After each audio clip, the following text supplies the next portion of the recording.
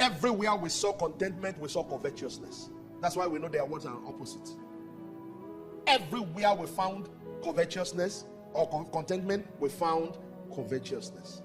We also learned that it's not a spiritual gift. So it's not right to say it was God that did not give me. Paul said, I learned it. One other thing I wanted you to see was Paul saying, I learned not to have, I also learned to have. Forget about the theology that says that if God is happy with you, you will always have. Have you heard those kind of things before? That if God is happy with you, you will always have. There's no such scripture. Paul said, if it's hunger, I know it. If it is to abound, I know it. You know what Paul was saying? Having or not having does not change me. The way you will see me when I have is the way you will see me when I don't have. There are some of you, the way you treat those that are below you,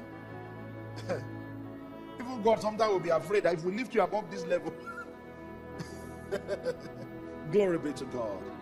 Come on, say be content. Say it one more time, be content. I was in a conversation with some people recently, and this person was saying, well, were you talking about ministry? And the person said, Pastor, I thought that you would have done this and this and that. I said, we could do it. And another person said, so how will you take care of yourself? And I said to the person, sincerely speaking, I don't need much to take care of myself. Is somebody with me?